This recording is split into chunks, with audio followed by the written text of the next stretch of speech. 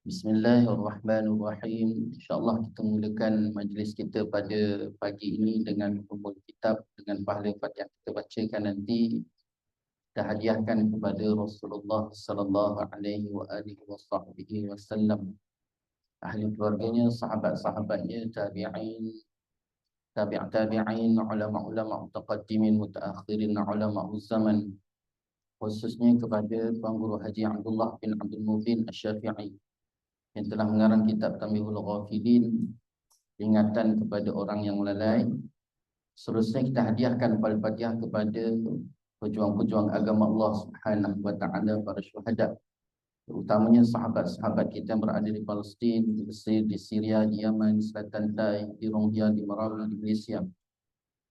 Seterusnya kita hadiahkan Al-Fatihah kepada para salihin, wali-wali Allah, para muttaqin, para syakirin. Tidak lupa kepada kedua ibu bapa kita, guru-guru kita, kaum keluarga kita, kaum muslimin dan muslimat. Al-Fatihah. A'udzu billahi minasyaitonir rajim. Bismillahirrahmanirrahim. Alhamdulillahi rabbil alamin. Ar-Rahmanir Rahim. Maliki yaumiddin. Iyyaka na'budu wa iyyaka nasta'in. إلى الصراط المستقيم صراط الذين أنعمت عليهم غير المغضوب عليهم ولا الضالين. Amin. InsyaAllah untuk menambah baik lagi majlis kita pada pagi ini, marilah sama-sama kita berselawat ke atas Nabi sallallahu alaihi wasallam. Semoga dengan kita berselawat ke atas Nabi sallallahu alaihi wasallam, Allah Subhanahu wa taala menambah lagi keberkatan, keredaan, rahmat, dan lebih-lebih lagi kita mengharapkan Allah Subhanahu wa taala mengampuni segala dosa, insya-Allah. Allahumma salli ala sayyidina Muhammadin nabiyil ummi wa ala alihi wa sahbihi wa barik wa sallim. Allahumma salli ala sayyidina Muhammadin nabiyil ummi wa ala alihi wa sahbihi wa barik wa sallim. اللهم صل على سيدنا محمد النبي الأمي وعلى آله وصحبه وبارك وسلم. اللهم صل على سيدنا محمد النبي الأمي وعلى آله وصحبه وبارك وسلم.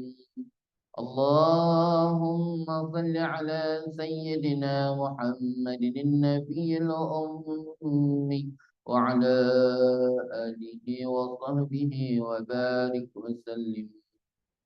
اللهم صل على سيدنا محمد النبي الأمي وعلى آله وصحبه وبارك وسلم. اللهم صل على سيدنا محمد النبي الأمي وعلى آله وصحبه وبارك وسلم. اللهم صل على سيدنا محمد النبي الأمي وعلى آله وصحبه وبارك وسلم. اللهم صل على سيدنا محمد النبي الأمي وعلى آله وصحبه وبارك وسلم. اللهم صل على سيدنا محمد النبي الأمي وعلى آله وصحبه وبارك وسلم. Bismillahirrahmanirrahim. Alhamdulillahi rabbil alamin. Wa bihi nasta'in ala umuri dunya waddin. Wassalatu wassalamu ala sayyidil mursalin, khatimin nabiyyin Muhammad sallallahu alaihi wa alihi wa sahbihi wasallam, wa ala alihi wa ashabihi wa tabi'at tabi'an lahum bi ihsanin ila yaumiddin. Subhanaka la ilma lana illa ma 'allamtana innaka antal alimul hakim. Rabbi shrah li sadri wa yassir li amri wahlul 'uqdatam min lisani yafqahu qawli. Rabbi zidna 'ilma warzuqna fahma. Allahumma yassir wa la tu'assir. Rabbi tamim bil khair ya Fattah ya Alim iftah lana futuhal 'arifin. Wa la haula wa la quwwata illa billahil 'aliyyil 'azim. Wa la haula wa la quwwata illa billahil 'aliyyil 'azim.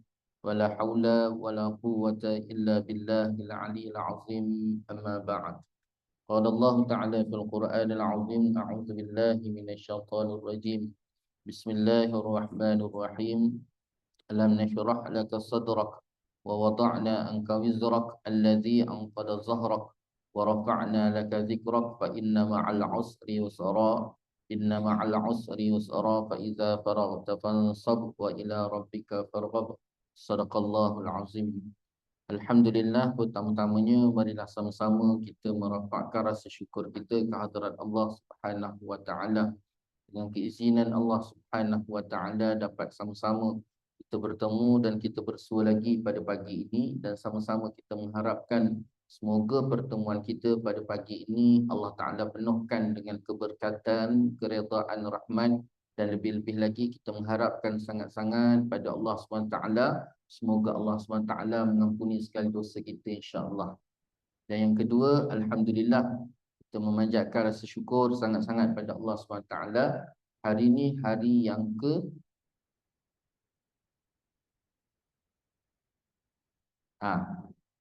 khilaf ni mak. Hari yang ke-6. 6 kita bersama dengan Ramadan. Malam ni malam yang ke-7. Besok seminggu. Kita bersama dengan Ramadan. Sekejap je mak kan. Dia yang rasa lama tu mak. Betul tak? Yang rasa lamanya lah. Rasa lama. Rasa lama tu ya pukul 3 sampai pukul 7. Tu je yang rasa lama. Pukul 3 petang. Nak tunggu dekat pukul 7 tu. Lepas tu pukul 7 tu nak pukul 7.30 tu mak. Lagi lama. Macam 7 tahun. Tidur, bangun, tidur, bangun, tidur, bangun. Ish, tak bergerak-gerak jam tu. Itu je rasa lama mak. Ni sekejap. Ni sekarang saja dah nak masuk seminggu kita bersama dengan Ramadan. Jadi kita koreksi, kita lihat, kita teliti. Apa yang sepatut kita buat, kita perbaiki. Semoga dengan Ramadan ini dan ibadah yang kita laksanakan, terutamanya ibadah puasa, tidaklah seperti mencurah air di atas daun keladi. Ada impak besar yang Allah Ta'ala berikan, ataupun kebaikan, ataupun feedback yang kita dapat balik. Kita bukan sekadar hanya nak mengejar pahala, tidak. Dan bahkan pahala itu sendiri pun takkan boleh nak jadi tiket untuk kita masuk syurga Allah. Betul tak mak? Nak dibandingkan dengan dosa yang kita ada. Tapi kita nakkan sebenar-benarnya adalah rahmat dan keampunan Allah. Sebab Allah nilai bukannya keberhasilan ataupun hasil yang kita dapat. Kita berjaya tak berjaya melepasi Ramadan ataupun melaksanakan ibadah puasa.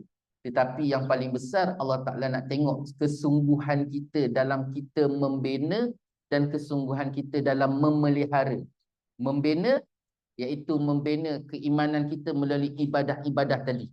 Macam mana kesungguhan kita dalam melaksanakan ibadah untuk membina keimanan. Macam mana Allah Ta'ala nilai kita tu dengan kesungguhan kita untuk melaksanakan ibadah untuk mengharapkan keampunan Allah. Dekat situ. Dia bukannya tengok, oh orang ni dah berjaya berpuasa. Tak, Allah Ta'ala tak nilai benda tu. Sebab yang berjaya tak berjaya melepasi ibadah puasa tu kerja Allah. Ada mungkin kalangan kita yang tak sempat 20 Ramadan dah jalan. Itu semua urusan Allah. Tapi Allah nilai kita kesungguhan kita tadi tu. Macam mana kita bangun malam, macam mana kita sahur, macam mana kita puasa. Dan kita puasa tu pula macam mana kita jaga ibadah puasa tadi. Jangan sampai rosak, jangan sampai diruntuhkan dan sebagainya. Itu yang Allah Ta'ala nilai kesungguhan kita tadi tu. Usaha kita.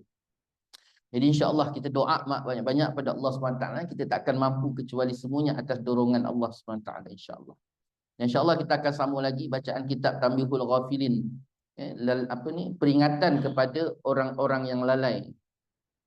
Bab yang kedua muka surat 10. Bab yang kedua muka surat 10. Balasan orang yang menderhakai ibu bapa. Mentaati ibu bapa hukumnya wajib. Menderhakai ibu bapa hukumnya dosa besar. Redha Allah datang dengan redha dua walidain. Ni mungkin ada di kalangan mak ataupun abah yang dah tak ada ayah, tak ada mak.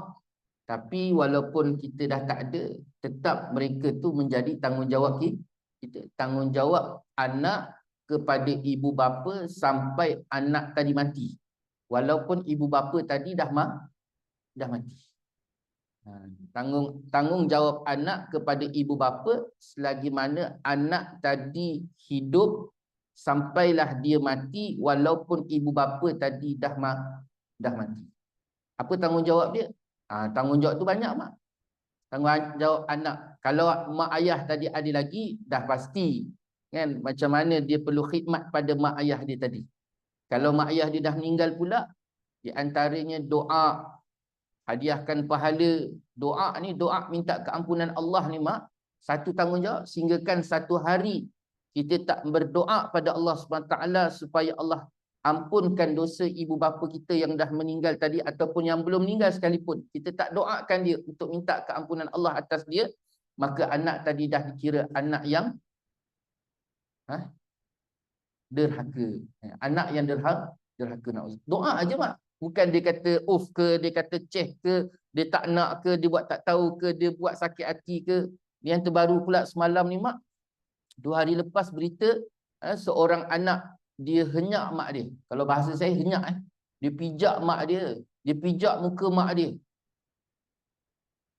Sebab apa, mak? Hanya semata-mata mak dia tak bagi duit RM20. Berita semalam, berita 2 hari lepas. Hari ni pelik-pelik, mak. Sekarang ni pelik-pelik. Jadi benda pelik-pelik. Jadi kita minta pada Allah SWT supaya Allah SWT bukan jadikan anak-anak kita ni, mak, jadikan kita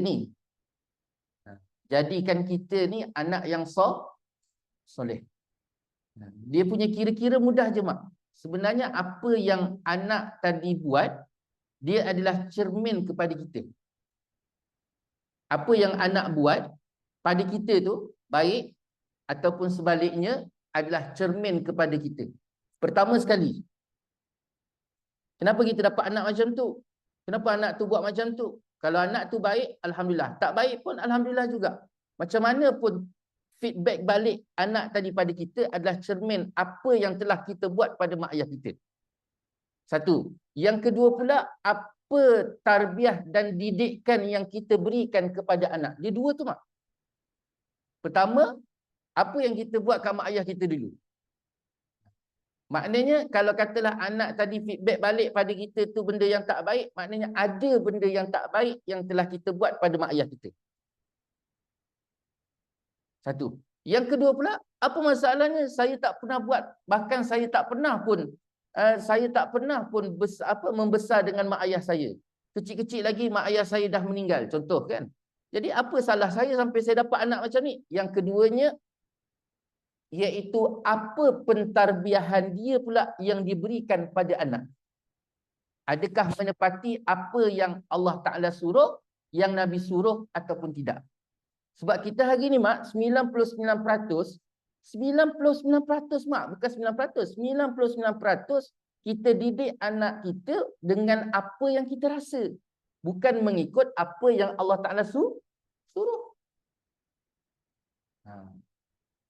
Okey, jom kita jalan, mak. Bismillahirrahmanirrahim. Balasan orang yang menderhakai ibu bapa. Bab ini memperkatakan tentang balasan bagi orang yang menderhaka dan tidak menjaga hak ibu bapa mereka. Bab ni tunggu dia datangkan untuk membicarakan tentang orang-orang yang derhaka dan tidak menjaga hak dua ibu bapa. Firman Allah Subhanahu wa taala di dalam suratul Isra ayat 23. Allah Taala sebut wa qada a'udzubillahi minasyaitonir rajim. Bismillahirrahmanirrahim. Wa qada rabbuka alla ta'budu illa iyyahu wa bil walidaini ihsana. Imma yablughanna 'indakal kibra ahduhuma aw kilahuma fala taqul lahumā uff wala tanharhuma wa qul lahumā qawlan karīmā. Allah Ta'ala sebut, Syekh datangkan firman Allah SWT ni daripada kata-kata fala taqul lahumā uff, fala taqul lahumā uff, wala tanharhuma wa qul lahumā qawlan karīmā. Dan janganlah kamu berkata kepada kedua-duanya, iaitu ibu bapa kamu, walaupun perkataan cis. Kalau dalam Quran sebut uff. Dan janganlah mengherdik mereka, sebaliknya bercakaplah dengan mereka dengan perkataan yang mulia, iaitu lemah lembut. Uff. Uff ni dia punya pemahaman gini, mak. Kalau katalah uff pun tak boleh, yang lebih daripada tu lebih lagi. Uff ni macam mana, mak? Uff ni, Mat, tolong mak angkat baju. Tak nak lah. Malas lah. Mat, tolong abah buatkan kopi, mat. Macam mana, mak? Off ni tu yang bunyi saja. Kalau bunyi saja, mak, kalau bunyi macam bunyi tu saja pun Allah larang, ni larangan Allah ni. Kalau bunyi saja pun Allah larang, apatah lagi malaslah. Oh, banyak tu, mak. Kan? Seingat saya lah masa kecil, mak, perkataan malas ni di antara perkataan yang paling aib. Sebut malas tu aib. Hari ni tak, anak-anak kita ni selamba je. Malaslah. Ya Allah.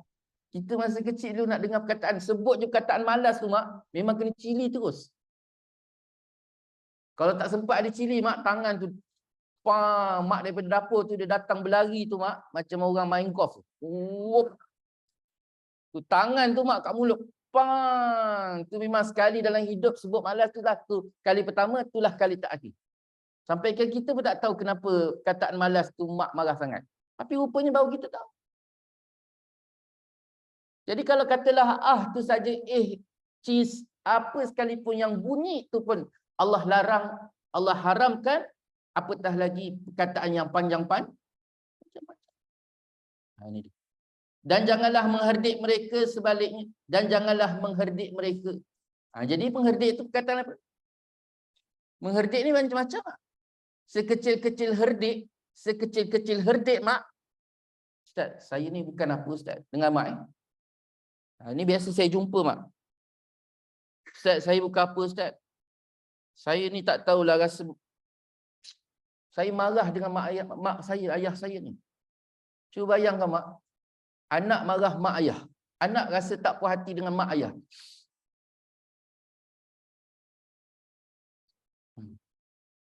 Saya tanya mak, cuba mak komen sikit, mak. Seorang anak rasa tak puas hati dengan mak ayah.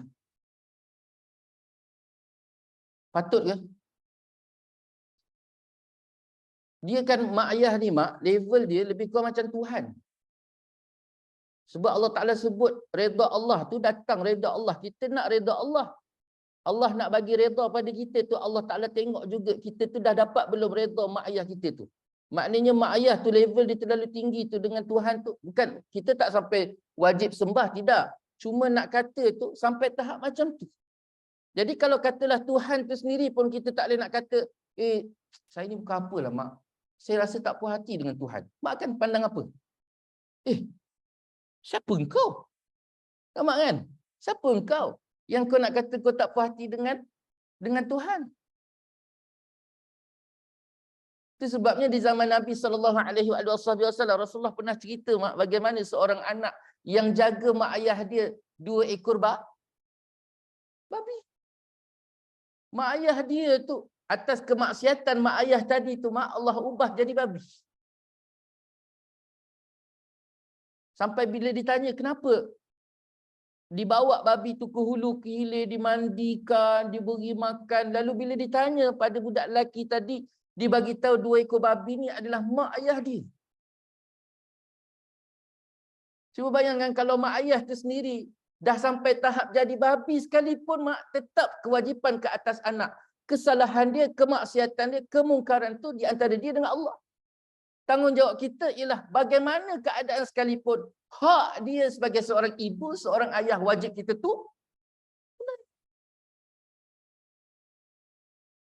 Bayang mak, sedih mak. Bila seorang anak boleh bercakap, saya ada rasa tak puas hati dengan mak ayah saya. Allah, bersedih sangat mak. Padahal kunci syurga kita tu. Mak ayah tu kunci syurga. Allahu Akbar. Jangan kamu mengherdik mereka, sebaliknya bercakaplah dengan mereka dengan perkataan yang mulia, yang lemah sehabis-habis lembut. Saya ada ini yang paling lembut bahasa ke. Tapi kalau orang Jawa tu tak apa. Ada orang Jawa mak. Orang Jawa tu benda biasa. Aku. Itu dah memang bahasa dia. Kita tak boleh nak ni lah mak. Sebab memang dia bangsa dia macam tu. Rumah saya orang Jawa. Dia dengan mak ayah dia, aku, kau. Tapi bahasa lembut dia macam tu. Kita pulanglah. Sejauh mana kita nak bawa bahasa yang lembut untuk mak ayah kita. Selembut-lembut. Cuba mak bayangkan mak. Fir'aun tu jahat tak mak? Jahat tak? Jahat. Dah memang Allah confirmkan dia masuk neraka dan ada khas neraka untuk dia. Sampai tahap dia mengaku Tuhan. Kalau kita perbandingkan mak, ayah, di antara Fir'aun dengan mak ayah kita, mana jahat? Senyap. Sejak mak. Mak ayah kita dengan Fir'aun mana jahat? Fir'aun. Mak ayah kita tak jahat. Jauh beza. Tapi mak, kenapa sampai tahap Allah sendiri perintahkan kepada Nabi Allah Musa untuk menemui Fir'aun, bercakaplah dengan Fir'aun layyinan, selembut-lembut perkataan pada Fir'aun. Masya Allah mak. Kalau Fir'aun tu sendiri pun Allah Ta'ala perintahkan kepada Nabi Allah Musa AS supaya mendatangi Fir'aun tadi dan berkatalah selembut-lembut layinan. Perkataan layinan tu mak, layinan ni lembut sangat. Macam mak bercakap dengan abah waktu awal-awal kahwin dulu. Awal kahwin.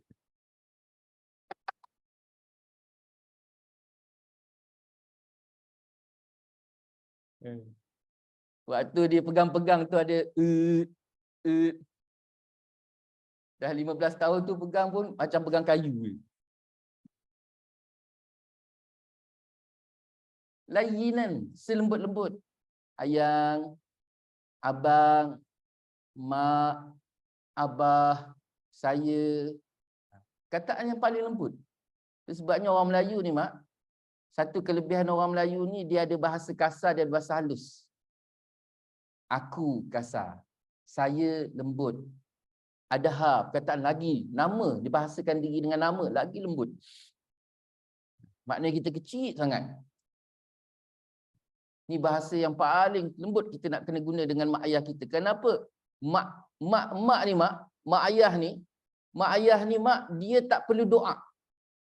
Mak ayah ni hebat tak hebat ni mak, dia tak perlu doa mak. Dia sejuk je hati tu, dah cukup dah memberikan kebahagiaan yang cukup besar pada anak tadi. Dia belum doa lagi. Tak payah kata dia angkat tangan pada Allah, ya Allah tolonglah berikan kesejahteraan untuk anakku, ya Allah berikanlah kebahagiaan untuk anakku, ya Allah. Tak perlu angkat tangan, belum angkat tangan lagi mak. Dia rasa sejuk hati dia dengan anak tu saja mak, dah cukup untuk memberikan kebahagiaan seluas-luasnya Allah Ta'ala bagi pada anak. Gitu juga sebalik dia. Mak tadi tak perlu nak angkat tangan. Kalau orang dulu apa? Orang dulu mak macam kibah rambut dah. Tak perlu nak dikira-kira rambut. Tak perlu. Mak tu terasa hati je. Terasa, tersentuh je hati dia mak. Tu dah cukup membawa kerosakan dan kehancuran daripada Allah ke atas anak tersebut. Terasa je. Itu sebabnya mak ayah ni, mak ayah tolong jaga sangat-sangat.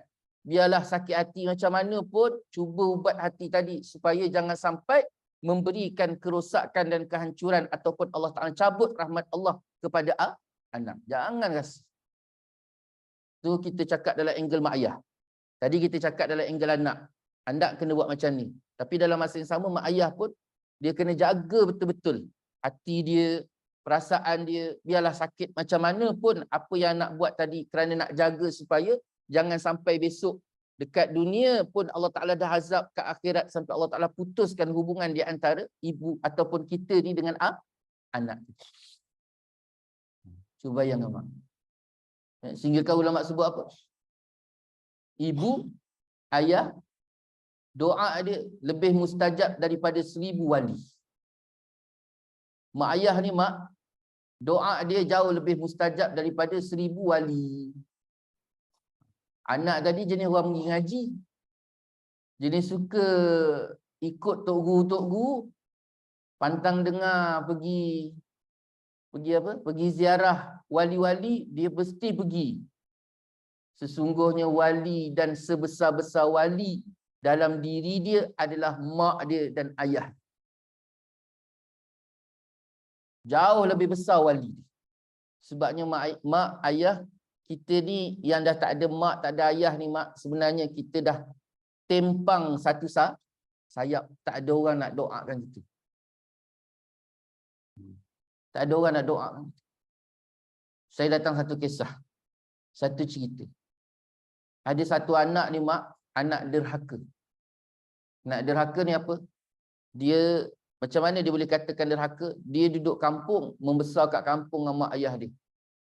Satu hari dengan kesusahan mak ayah tadi, dia rasa tak puas hati.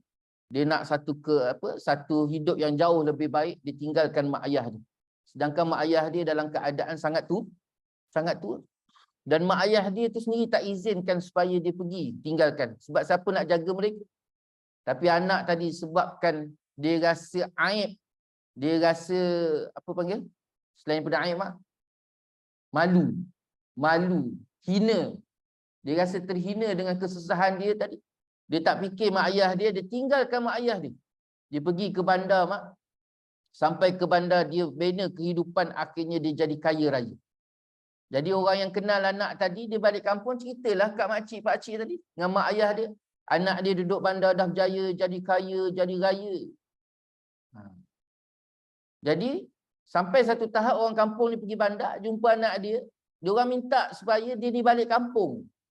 Dia ziarah mak ni dah terlampau tua, dah terlampau tu sampai tahap terlalu rindukan anak tadi sampai sakit. Anak tu kata apa? Dak, buat apa aku pergi, dia kata. Sampai tahap orang datang nasihatkan dia, engkau punya kekayaan ni mesti hasil daripada doa mak engkau, doa ayah engkau. Tak, ni hasil usaha aku, dia kata. Aku yang usahakan. Kebahagiaan yang aku ada ni, isteri aku, anak aku, harta yang aku ada, kedudukan, penghormatan yang aku ada ni, semua adalah hasil daripada usaha aku. Bukan mak ayah aku, dia kata. Bukan doa mak ayah aku. Ini engkar ni mak. Sampailah satu hari mak, tiba-tiba, cuba bayangkan mak, Allah Ta'ala nak uji.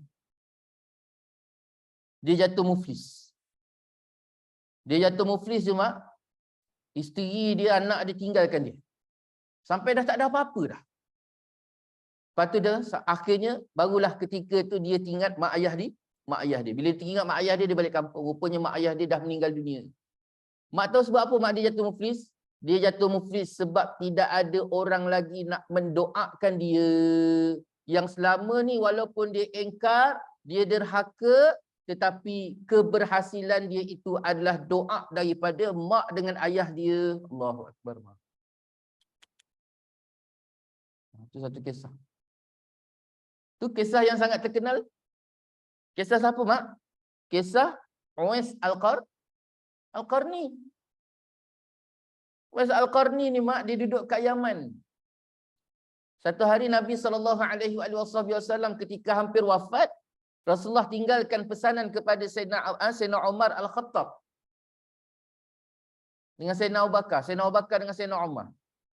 Wahai Abu Bakar, wahai Umar, besok setelah aku wafat, ada satu kumpulan yang datang daripada Yaman hendak melaksanakan haji di Mekah. Maka ketika tu kau carilah daripada kalangan mereka tu ada satu budak lelaki yang dalam keadaan mukanya sopak. Jadi sopak, tanda sopak di muka. Dan bila kau jumpa saja dia, perkara pertama sekali kau sampaikan salam aku pada dia. Dan yang kedua kau bagi tahu dia, aku iktibar dia sebagai seorang sahabat. Sahabat ni siapa mak? Sahabat ni ada 3 syarat.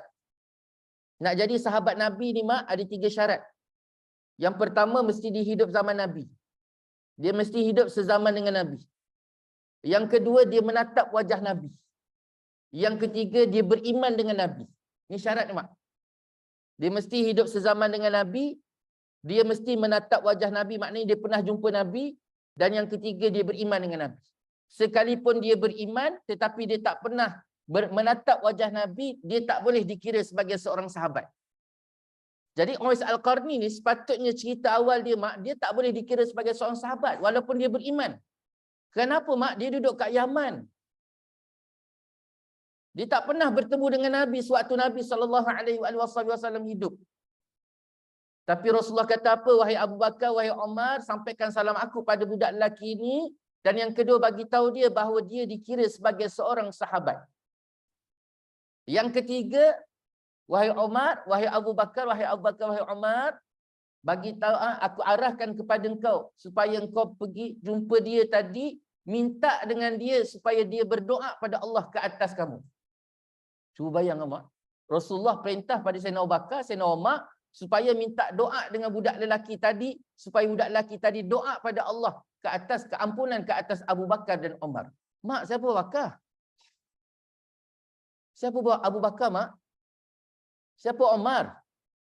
Ni memang dua orang yang Allah Ta'ala dah janjikan syurga. Allah dah janjikan syurga mak. Tiba-tiba Rasulullah SAW perintahkan kepada Sayyidina Abu Bakar, Sayyidina Umar supaya minta doa dengan budak lelaki tadi. Maknanya budak lelaki tu jauh lebih hebat. Jadi sampailah wafat Rasulullah SAW. Wafatnya Rasulullah zaman pemerintahan Abu Bakar, ketika tu ada satu kumpulan masuk daripada Yaman menunaikan haji. Jadi Sayyidina Umar ni bila dengar saja ada satu kumpulan daripada Yaman masuk, dia pun cari, dia teringat tentang apa yang dibicarakan oleh Rasulullah.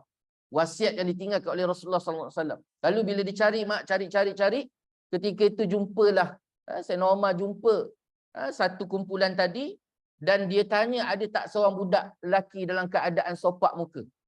Lalu ahli kumpulan tadi kata ada. Satu budak duduk dekat ujung sana dekat unta dia, tengah sibuk bersihkan unta dia tadi mak. Sayyidina Umar dengan Sayyidina Abu Bakar pun berlari mak jumpa dia. Lalu ketika itu terus dia kata wahai budak lelaki, dia kata pertamanya Rasulullah sampaikan salam pada engkau. Lalu Rasulullah iktibar engkau sebagai seorang sahabat. Kejut. Cuba bayang mak, kita ni tak ada apa-apa. Tak pernah jumpa Rasulullah, tiba-tiba ada Sayyidina Abu Bakar datang jumpa kita. Khalifah pula tu mak. Dia bercakap macam tu, apa rasa mak? Terkejut Uwais. Uwais Al-Qarni terkejut mak. Lagi terkejut pula. Bila dia kata apa? Dia kata kau diiktibar sebagai seorang sahabat. Uwais Al-Qarni tu lagi terkejut. Lagi dia terkejut bila tika mana Rasulullah perintahkan kepada aku dan Umar supaya minta pada engkau mendoakan kesejahteraan dan keampunan pada Allah ke atas kami. Lagi dia terkejut. Lalu Sayyidina Abu Bakar dan Sayyidina Umar pun tanya, wahai Uwais, dia kata, apa amalan kau sehingga sehebat sebegitu sekali Allah berikan kelebihan pada engkau? Rupanya mak, Uwais ni waktu hidup dia, itu pun waktu tu mak, dia ada gendong satu beg. Rupanya dalam beg tu mak dia mak. Dalam beg belakang dia yang digendong kulu kilir tu mak dia dalam keadaan terlalu tua. Kan orang yang terlalu tua ni makin lama makin kecut. Mak dia terlalu tua duduk kat belakang dia, diikat. Bila ditanya siapa belakang tu, apa benda yang belakang tu nampak bulat aja. Rupanya mak dia, digendong mak dia tu. Daripada Yaman mak datang, dia tawaf bawa gendong mak dia. Rupanya waktu dia berada di Yaman, dia sering kali minta pada mak dia supaya pergi ke Madinah menemui Rasulullah untuk mengiktibar dirinya sebagai seorang sahabat. Setiap kali dia minta dengan mak dia, mak izinkan aku pergi ke Madinah mak, aku nak jumpa Rasulullah, aku nak diiktibar sebagai seorang sahabat. Mak dia kata kalau kau pergi Uwais, siapa nak jaga mak? Itu je mak ayat mak dia. Aku ni dah tua. Jadi dengan kata-kata tu dia minta, mak dia tak bagi. Dia minta, mak dia tak bagi. Dia minta, mak dia bagi. Sampai Rasulullah SAW wafat. Sampai Rasulullah SAW wafat. Cuma disebabkan dia menjaga hak mak dia tadi, itulah Allah berikan seluas-luas rahmat dan sebesar-besar kebaikan. Dan tidak ada kebaikan yang jauh lebih besar. Masya Allah. Ini kelebihan Uwais Al-Qarni atas menjaga hak mak dia. Itu dia, mak. Jom kita jalan lagi, mak. Nabi SAW telah bersabda, yang bermaksud tiada bezanya di antara orang derhaka kepada ibu bapanya dan iblis di dalam neraka melainkan dengan satu darjat, dan tiada bezanya di antara orang yang berbuat baik kepada ibu bapanya dan para nabi di dalam syurga melainkan satu darjat, iaitu mereka mendapat para nabi di dalam syurga. Ini Nabi sebut. Tak ada beza, mak, anak yang menderhakai ibu bapa dengan syaitan. Tak ada beza. Maknanya terlalu rapat. Syaitan tu, mak, jahat-jahat syaitan, jahat-jahat iblis tu, mak, dia masih lagi taat pada Allah. Anak derhaka pada ibu bapa ni, mak, habislah. Sebab kunci tadi mula-mula kita sebut apa, mak? Redha Allah datang dengan redha walidain. Kalau redha walidain itu tak ada, maka tidak ada redha dua ibu, tidak ada redha Allah. Sedangkan kita berjalan atas muka bumi ni, mak, setiap langkah kita tu tak ada benda lain kecuali kita mengharapkan Allah redha. Jazaohum 'inda rabbihim jannatu 'adnin tajri min tahtihal anhar khalidina fiha abada radhiyallahu anhum wa radu'an dzalika liman khasyiya rabbah. Ni Allah Taala sebut, mak, jazaohum 'inda rabbihim, balasan di sisi Tuhan mereka. Balasan di sisi Tuhan mereka. Jannatu 'adnin tajri min tahtihal anhar, iaitu syurga yang bertingkat-tingkat. Yang di bawahnya tu, mak, ada sungai-sungai. Nabi SAW sebut sungai itu ada 3. Yang pertama sungai susu, yang kedua sungai madu, dan yang ketiga sungai arak. Khalidina fiha abada.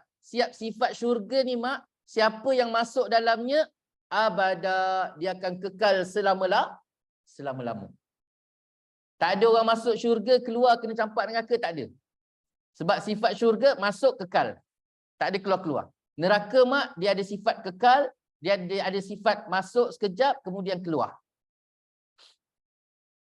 Khalidina fiha abada radhiyallahu anhum wa radu'an. Ni, mak, Allah redha ke atas mereka dan mereka redha ke atas Allah. Ini hujah, mak, yang sangat besar bahawa kita ni apa sekalipun kita buat atas muka bumi ni, mak, makan, minum, ibadah, sembahyang, puasa, zakat, haji, sedekah, zikir, wirid, mak pula menghabiskan usia duduk dekat dalam majlis ilmu ni, mak, semuanya tak lain kecuali harapkan redha Allah. Tapi kalau katalah redha Allah ni tak, kunci nak sampai redha Allah tu macam mana, mak? Redha dua ibu bapa. Zalika liman khasyiya rabbah. Inilah mereka ni. Inilah Allah Ta'ala kata golongan yang khasyiya rabbah, yang takutkan Tuhan mereka. Takutkan Tuhan. Jadi tak nak kita macam mana besar sekalipun usaha kita, mak, nak mengharapkan redha Allah, nak dapatkan, nak gapaikan redha Allah ni, mak, mesti selesaikan apa yang Allah Ta'ala nak, iaitu redha dua ibu bapa. Itu dia. Dan tidak ada beza di antara orang yang berbuat baik kepada ibu bapanya dengan Nabi, dengan para Nabi. Maknanya besok dia duduk dalam syurga, mak, sekali dengan para Nabi. Cuba bayangkan, mak, seronok tak seronok, mak, duduk dengan Nabi Allah Adam AS, Nabi Allah Idris, Nabi Allah Nuh. Masya Allah, selama ni kita hanya mendengar kisah-kisah mereka, mak. Tiba-tiba satu masa, mak, kita dapat bertemu dengan mereka. Siapa orang yang paling kita rasa hebat hari ni, mak? Datanglah seorang, mak. Siapa ya? Hari ni kita rasa hebat dan kita teruja. Bila kita dengar je nama dia, kita rasa teruja. Siapa, mak? Datang satu contoh. Siapa yang mak rasa teruja? Tak ada. Tak ada. Nabi SAW. Hebat tak, mak? Hebat. Tiba-tiba, mak jumpa Rasulullah. Selama ni mak hanya mendengar cerita saja. Kisah Nabi, macam mana kelahiran Nabi. Kelahiran Nabi tu saja dah satu kelahiran yang sangat hebat. Kita selama ni kita dengar tiap-tiap tahun tentang cerita peristiwa kelahiran Nabi, Maulid Nabi. 60 tahun usia kita, mak, 60 tahun cerita pasal Maulid Nabi. Dah hafal dah. Tapi rasa bosan tak? Tak, rasa teruja. Tiba-tiba Allah Ta'ala jumpa, mak, Masya Allah, mak. Kita masuk syurga, bah. Ya, tiba-tiba jumpa Rasulullah SAW, Allah seronoknya jumpa Rasulullah, duduk dengan mereka, kan? Bertemu, menatap wajah, berpegang tangan, duduk sembang-sembang bawah pokok, mak, makan anggur, duduk dengan ninda kita, Sayyidatina Fatimah, Sayyidatina Khadijah, Sayyidatina Aisyah, Ummu Salamah, duduk dengan mereka, Hafsah. Kemudian kita duduk dengan ninda kita yang namanya Aminah, yang selama ni mak kita teruja dengan Aminah tu, cerita tentang Aminah sangat hebat, seorang isteri yang hebat, seorang mak yang hebat. Kemudian mak, sifat keibuan yang sangat hebat pada Halimatus Sa'diyah, mak. Ya Allah, mak, tiba-tiba kita jumpa dia, mak. Seronok tak, mak? Masya Allah. Selama ni mak kita dengar cerita tentang Maryam. Maryam hebat tak, mak? Duduk pula dengan Maryam. Ya Allah, hebat mak Maryam, mak. Kemudian kita dengar pula cerita tentang Hajar, mak. Hajar. Hebat tak Hajar, mak? Hebat. Lepas tu kita jumpa dia, mak. Mak nak peluk dia tak? Abah nak? Abah tak boleh peluk lah.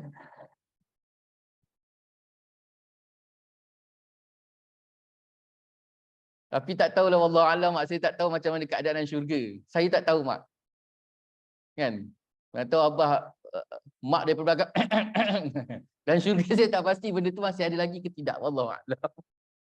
Macam mana? Gitulah, mak. Jadi kuncinya apa, mak? Kuncinya ialah mentaati dua ibu bapa. Taat ibu bapa ni tu hak-hak dia tadi tu. Kalau mak ayah dah tak ada, jangan lupa untuk setiap hari, setiap waktu itu kita doakan. Sehinggakan, mak, ada di antara para ulama yang menjadikan zikir harian dia sehingga ribuan, mak, ribuan doa, ribuan zikir yang dia baca, mak, tidak ada lain kecuali dia baca apa? Rabbighfirli wali walidayya. Kan ada setengah kita dia istighfar, astagfirullahalazim, astagfirullahalazim. Ada setengah kita dia berselawat, Allahumma salli ala sayyidina Muhammad, Allahumma salli. Macam-macam kita zikir. Tapi ada ulama, mak, yang mereka tu doanya zikirnya itu tidak ada lain kecuali dia berdoa pada Allah supaya Allah Taala ampunkan dosa dia dan Allah ampunkan dosa ibu bapanya. Allahu akbar. Ada riwayat mengatakan bahawa Nabi SAW bersabda, pada malam peristiwa Mi'raj ke langit, aku melihat beberapa orang tergantung kesemuanya pada pelepah tamar di dalam neraka. Lalu aku telah bertanya, siapakah mereka itu, wahai Jibril? Maka jawabnya, wahai Muhammad, itulah orang yang menyumpah, iaitu mencemuh ibu bapanya. Na'udzubillah min zalik. Rasulullah SAW, mak, dibawa pergi ke neraka. Rasulullah nampak ada pelepah tamar di dalam neraka, yang mana di pelepah itu tergantung-gantung manusia. Rasulullah bertanya kepada Jibril, wahai Jibril, siapakah mereka itu? Jibril kata, mereka itulah yang suka mencemuh dua ibu bapanya. Na'udzubillah min zalik. Itu sebabnya, mak, macam mana, mak, boleh lahir dalam hati kita, dalam diri kita rasa tak puas hati dengan mak ayah. Allah. Minta ampun, mak.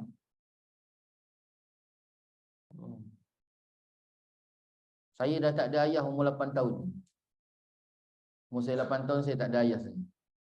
2017 yang lepas, mak saya pula tak ada. Dah tak ada apa-apa dah, mak. Rasa kosong. Kita selama ni kita hidup, duduk letak kepala dekat lutut dia. Jadi bila hilang tu, mak, hilang kehilangan yang terlalu amat sangat. Lagi pula bila kita mengaji macam ni, mak, apa lagi kita ada? Kita hanya ada Rasulullah SAW, itu pun hanya khabar. Kita hanya ada Allah. Kita ada ibu bapa, tapi hanya tinggal kenangan. Jadi kosong hidup. Maka tidak ada lain kecuali mentaati mereka dengan doa. Kosong, mak. Hakikat sebenarnya hidup kita kosong. Kita dah tak ada benda-benda tu. Sabdanya lagi, wasiatku bagi kamu. Sabdanya Nabi SAW lagi, wasiatku bagi kamu agar menjaga solat dan berbuat baiklah kepada kedua ibu bapa serta dan orang-orang yang ada di dalam tanggungjawab kamu. Maka bahawasanya berbuat baik kepada orang tuanya boleh menambahkan umurnya 3 tahun Lalu apabila seorang itu berbuat baik pada orang tuanya, maka dijadikan oleh Allah SWT umurnya yang 3 tahun itu menjadi 30 tahun. Sebaliknya, jika ia mencemooh orang tuanya, Allah SWT menjadikan umurnya yang 3 tahun itu menjadi 3 hari. Apa maksud 3 tahun, apa maksud 3 hari, Mak? Pertama sekali wasiat Nabi ni, Nabi wasiat pada kita supaya pertama sekali kita kena jaga solat. Sebenarnya hidup kita ni tak susah, Mak. Jaga solat, jaga hak ibu bapa, jaga hak orang sekeliling. 3 ni, Mak, masuk syurga, selesai. 3 benda ni je. Uwais Al-Qarni tu, Mak, dia tak zikir pun juta-juta. Betul tak? Dia jaga mak dia je, Mak. Rasulullah iktibar dia sebagai seorang. Itu sebabnya ibadah kita tinggi macam mana, hebat macam mana, Mak, tapi kalau 3 ni tak dijaga dengan baik, Mak, habis. Biarlah tangan dia pegang tasbih 24 jam. Subhanallah, subhanallah, subhanallah, subhanallah. Terbang macam mana pun, Mak. Kalau 3 benda ni dia tak jaga, solat mungkin dia jaga. Tapi hak ibu bapa tadi tu, mungkin hak ibu bapa dia jaga, tapi hak orang sekeliling. Kalau dia ada isteri, hak isteri. Dia ada anak, hak anak. Dia ada jiran, hak jiran. Ni semua kita kena jaga. Jangan dipandang remeh. Sebab mereka tu semua adalah wakil Allah. Wakil Allah. Yang besok kita akan dihisab. Jadi ibadah kita tu, Mak, jangan kita tertumpu hanya sebagai kadar ibadah. Ibadah tu penting tak? Penting. Penting, sangat penting. Tetapi 3 ni jauh lebih penting. Mak, tidak ada nilai ibadah kita yang menggunung, Mak, melangit kalau 3 ni tak dijaga dengan baik. Cuba bayangkan, kita zikir ribu-ribu, juta-juta, Mak, satu hari, tapi jiran sebelah kita rasa tak puas hati. Itu baik-baik. Mak balik cuti, Mak, nanti balik rumah, tengok-tengok, Mak, pandang-pandang. Di antara masalah yang mungkin dipandang remeh tapi besar, Mak, iaitu batas rumah. Kalau duduk kampung mungkin tak terasa sangat. Kan orang kampung, Mak, kan? Oh, rumah aku, tanah aku daripada pokok kelapa tu. Jadi tak ada masalah sangat. Isu dia tak ada sebab tanah dia besar. Ni yang duduk taman ni lah. Cuba bayangkan, duduk taman ada pokok mangga. Kita ni jenis suka menanam. Tanam pokok mangga. Pokok mangga tu pula cabar besar, kan? Daunnya tu, Mak, pergi ke sebelah. Buahnya pula tak pergi. Daunnya ke sebelah. Jadi daun tu bila kering, dia jatuh ke rumah sebelah. Bila jatuh rumah sebelah, ya, sampaikan longkangnya tersumbat. Mungkin dia nak marah ustaz. Kan? Dia nak marah ustaz. Yang ustaz ni pula tengok orang baik, senyum je. Dia tak pandai lah nak tengok pokok dia. Kan? Daun dia hantar sebelah. Yang buah tu tak pandai pula dia nak mengantar.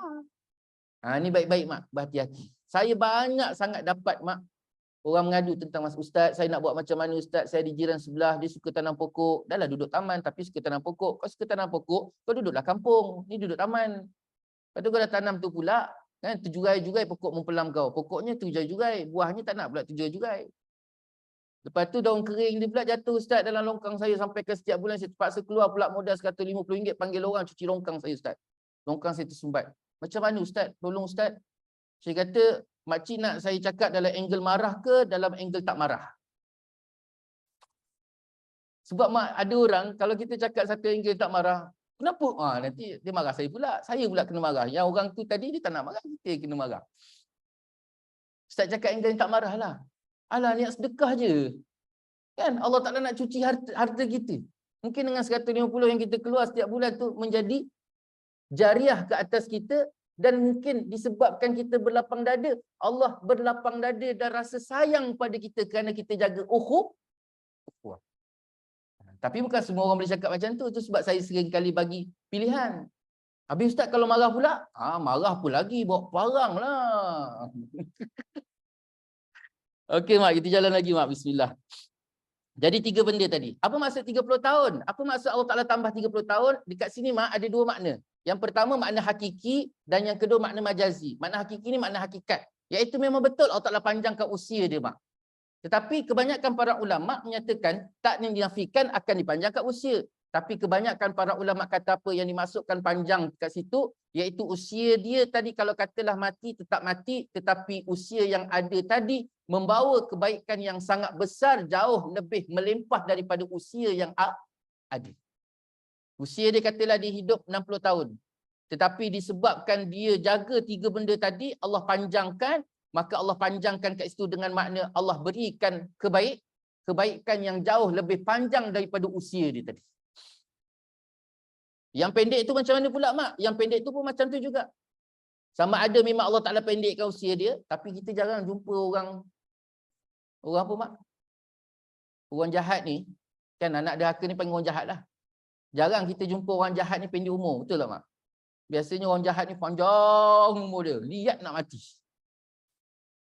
Lihat nak mati. Jadi macam mana mak?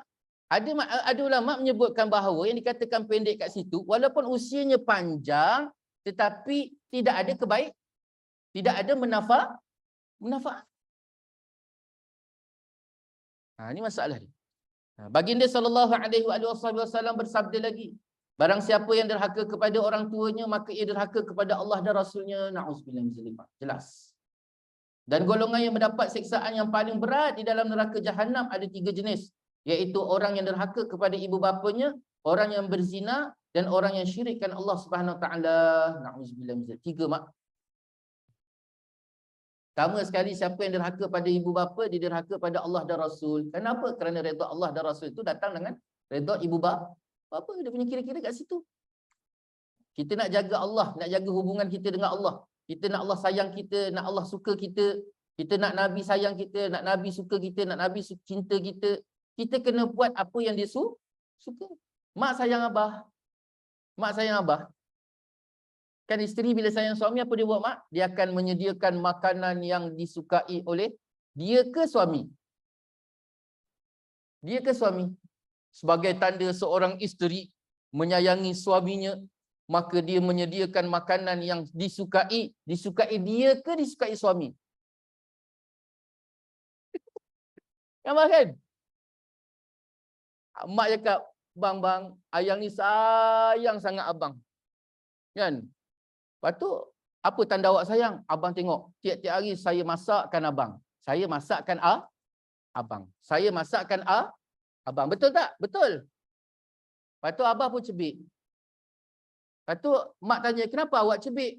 Yelah, awak masakkan saya betul, tapi awak bukan tak tahu, saya tak suka sambal tumis.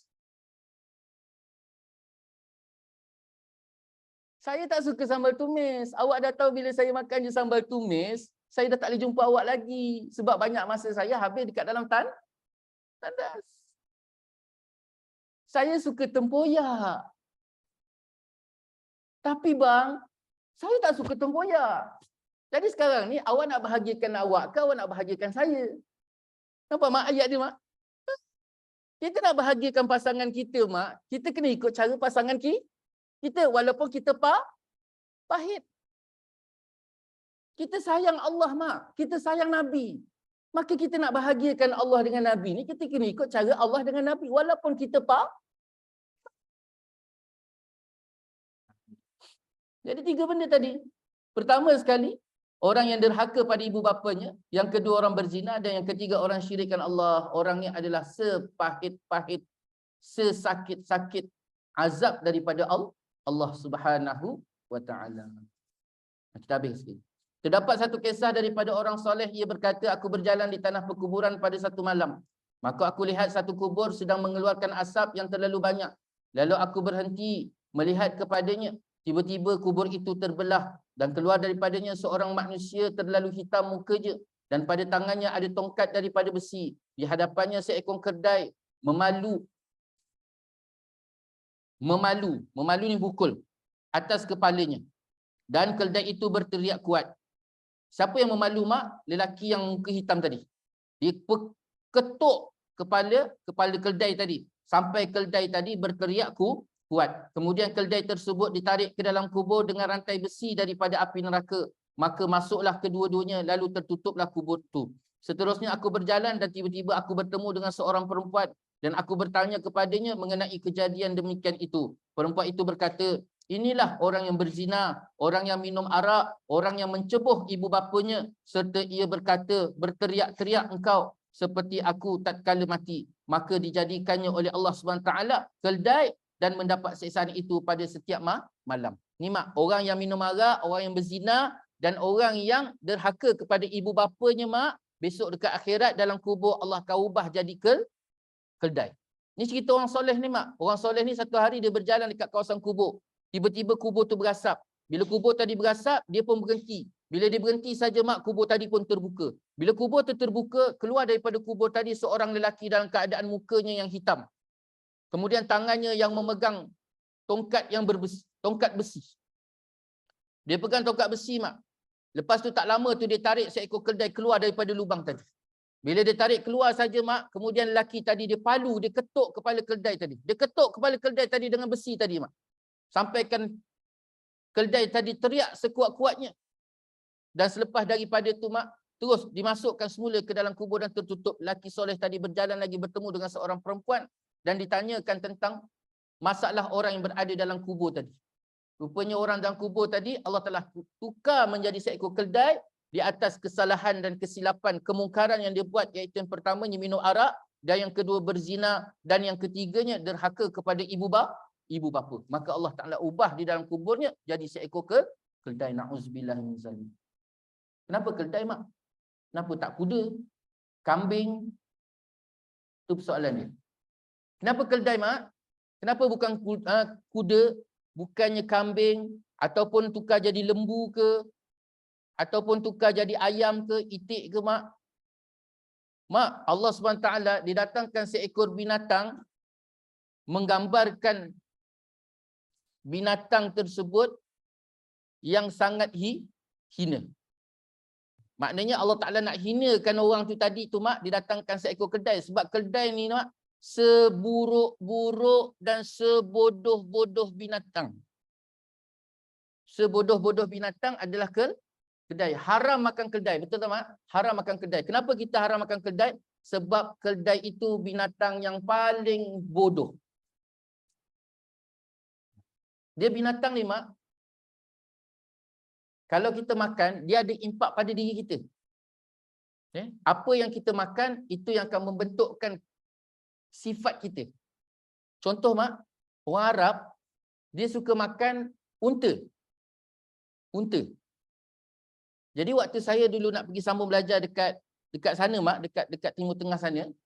Jadi di antara ustaz ingatkan kami, bila sampai dekat sana, jangan tanya, adik perempuan kau, mak kau, jangan tanya benda-benda macam tu.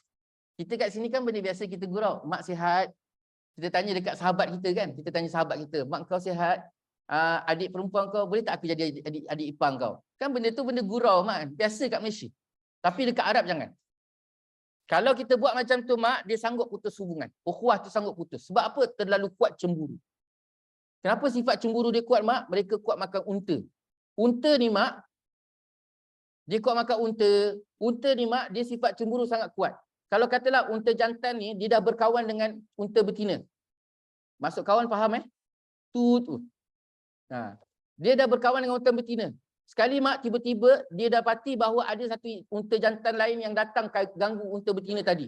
Maka unta jantan tadi mak, yang si A tadi, unta yang pertama tadi, dia akan bergaduh dengan unta yang kedua tadi, jantan yang kedua. Lalu dia bergaduh mak, dia akan pastikan mesti salah seekor saja yang hidup.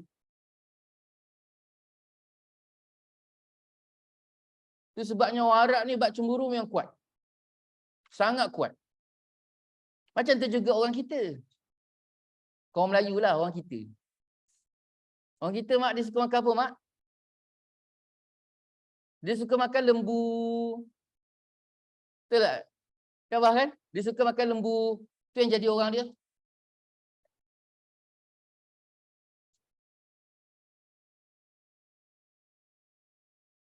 Tak apalah. Biarlah. Tak apa kat mereka. Baik-baik mak.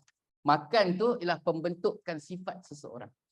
Oleh itu aku berlindung kepada Allah daripada perbuatan isi neraka dan kupohon ampun dan rahmat. Sesungguhnya Allah Ta'ala itu maha pengasih lagi maha penyayang. Dan akhirnya mak, kita minta ampun dengan Allah. Ya Allah, tak aku tolong ampunkan dosaku ya Allah. ibu bapa ku minta ampun, kita banyakkan sedekah. Kita dah tak ada mak, kita dah tak ada ayah mak, banyakkan sedekah niat untuk mereka mak dan minta supaya mereka ampunkan dosa kita. InsyaAllah. Jadi itulah sikit sebanyak dapat kita kongsi bersama pada pagi ini. Banyak-banyak kita berdoa pada Allah SWT supaya Allah Ta'ala jadikan kita anak yang sah dan Allah berikan kita zuriat-zuriat yang solehah. Mak, Nabi janji bahawa zaman kita ni makin lama makin buruk, makin lama makin buruk, makin lama makin teruk mak. Dulu saya tak tahu zaman mak, tapi zaman saya melalui zaman saya, mungkin saya rasa saya ni adalah generasi yang dah pupus. Generasi saya ni mak, abah balik daripada pintu depan, kami lari ke pintu belakang. Namun nak tunggu abah tak ada. Abah masuk daripada pintu dapur, kami lari ke pintu depan. Ada tak lagi golongan ni mak? Pupus, dah tak ada dah. Abah berdehem saja, terus lagi. Mak berdehem saja. Mak jegil mata zaman saya. Mak jegil mata je kita lagi. Hari ni anak mak, kita jegil mata kat dia. Jadi zaman tu zaman makin lama makin teruk. Allah Ta'ala alam. Jadi itulah sikit sebanyak dapat kita kongsi bersama. Doa pada Allah supaya Allah Ta'ala berikan kebaikan sebesar-besar pada kita dan rahmatnya kepada kedua ibu bapa kita, anak keturunan kita dan seluruhnya dapat rahmat, taufik, hidayah dan inayah Allah. Semoga kita baik di dunia, baik di akhirat, lebih-lebih lagi. Wallahu Ta'ala alam. Yang baik itu daripada Allah, yang tidak baik itu kelemahan saya sendiri. Kita tangguh majlis dengan tasbih kafarat dan sunnah. Subhanakallah bihamdika asyhadu an la ilaha illa anta astaghfiruka wa atubu ilaik. Bismillahirrahmanirrahim. Wal 'asri innal insana lafi khusr illa alladhina amanu wa 'amilus solihat wa tawassaw bil haqq wa tawassaw bis sabr. A'udzu billahi minasyaitonir rajim. Bismillahirrahmanirrahim. Alhamdulillahi rabbil alamin wa sallallahu ala sayyidina Muhammad wa ala alihi wa sahbihi wa baraka wa sallam. Allahumma ighfir lana dhunubana wa liwalidina warhamhum kama rabbawna shighara wal jami'al muslimina wal muslimat wal mu'minina wal mu'minat al ahya'i minhum wal amwat wa tabi' bainana wa bainahum bil khairat. Allahumma rabbana hab lana min azwajina wa dhurriyyatina qurrata a'yun waj'alna lil muttaqina imama. Rabbi hablina minas salihin, Rabbi hablina minal mu'minin, Rabbi hablina minal muttaqin.